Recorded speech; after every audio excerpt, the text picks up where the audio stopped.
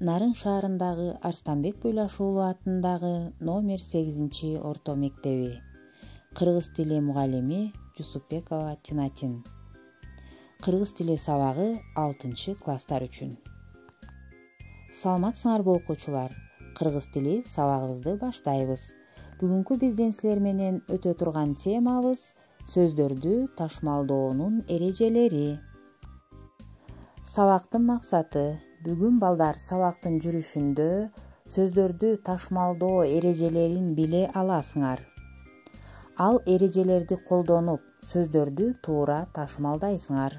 Ошондой эле ката ташмалданган сөздөрдү оңдой аласыңар. Сабаттуулукка көнүгөсүңөр. Алгач балдар өтүлгөн темаларды эсибизге түшүрүп алалы. Орфография эмнени үйрөтөт? Ойлонобуз. Туура айтасыңар балдар. Орфография сөздөрдү туура жазуу эрежелерин үйрөтөт экен. Тактап айтканда жөнөкөй сөздөрдү, татаал сөздөрдү, өздөштүрүлгөн сөздөрдү туура жазууну, баш тамгаларды туура жазууну жана ташмалдоо эрежелерин үйрөтөт. Бүгүн биз силер менен булардын ичинен ташмалдоо эрежелерин өтмөкчүбүз. Өзүңөр билгендей, сөздөрдү жазып жатканда айрым сөздөр толук батпай калат. Мындай учурда ташмалдоого туура келет. Демек, сапка батпай калган сөздөрдү жаңы сапка ташуу ташмал деп аталат. Ташмалдоо негизинен муунга бөлүү тартиби боюнча жүргүзүлөт. Мисалы, мектеп деген сөздү ала турган болсок, 2 муун бар. Ташмалдоодо дагы мектеп деп ташылат. Ал эми кереге деген сөздү ала турган болсок, кереге 3 муундан турду. Демек, ташмалдоодо дагы муунга бөлүү тартиби боюнча ташууга уруксаат берилет. Балдар, силер кандай ойлойсуңар? Созулма үндүүлөр бири-биринен ажыратылып ташылышы мүмкүнбү? Йоттошкон тамгалар менен келген муундар кандай ташылат? Бир муундан турган сөздөрдү бөлүктөргө бөлүп ташууга болобу? Мындай сөздөрдү силер кандай ташмалдап жүрөсүңөр? Келгиле анда силер айткан ойлор менен ташмалдоо эрежелерин салыштыралы. Демек балдар, бир муундан турган сөздөр ташылбайт экен. Мисалы, дан, ат, жаан деген сөздөр бир гана муундан турду.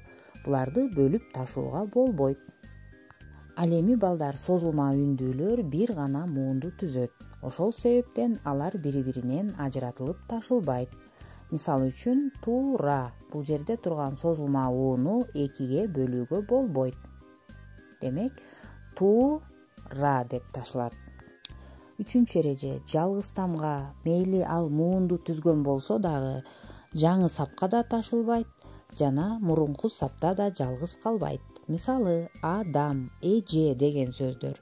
Туура, бул сөздөр 2 муундан турду, бирок ташмалдоодо бир сапка калып дам деп 2-чи сапка ташыганга жол берилбейт. Эже бул дагы ташууга мүмкүн эмес. Демек, мындай сөздөрдү ташыбайт экенбиз. Сөздөрдү ташмалдоодогу кийинки эреже йоттошкон тамгаларга байланыштуу. Өз алдынча муун түзгөн йоттошкон тамгаларды ташыганга болбойт. Мисалы үчүн, ящик, кыя. Бул сөздөрдө 2 муун бар. Бирок йоттошкон тамганы мурунку сапкада жалгыз калтырбайбыз, кийинки сапкадагы жалгыз ташыганга болбойт экен. Чембирдикти билдирген километр, метр, тонна, сантиметр, дециметр деген сыяктуу сөздөр бар. Чембирдикти билдирген кыскартылган сөздөр цифрадан бөлүнүп ташылбайт экен. Мисалы, 20 километр.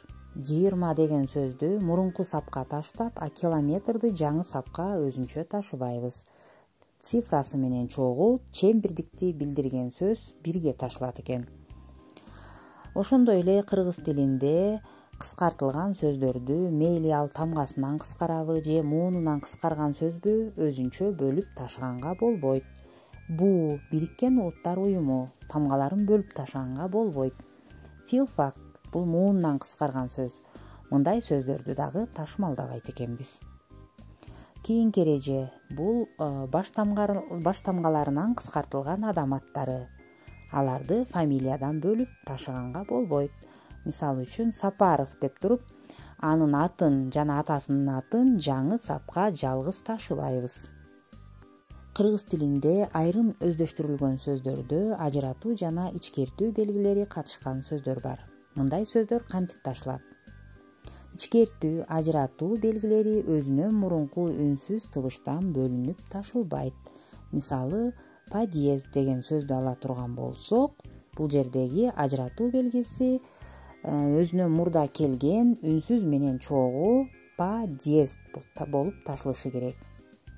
Батальон. Бул сөздө батальон демек өзүнөн мурда келген л тамгасы менен бирге ташылат экен. Кыргыз тилинде катар келген эки үнсүз бири-биринен ажыратылып ташылат. Мисалы, канаттуу деген сөздү алсак, катар келген эки т тамгасы ташууда бирөө мурдагы сапка, экинчиси кийинки сапка ташылды. Демек, катар келген үнсүздөр бири-биринен ажыратылып ташылышы керек экен. Мен силерге сөздөрдү ташмалдоодогу эрежелерди түшүндүрүп бердим.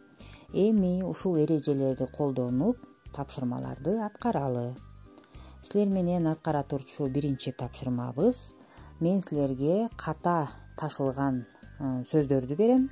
Силер болсо бул сөздөрдү мен айткан эрежелерге ылайыктап тууралап ташмалдашыңар керек. Экинчи тапшырма. Берилген макалдарды ташмалданышы боюнча муунга бөлүп жазгыла.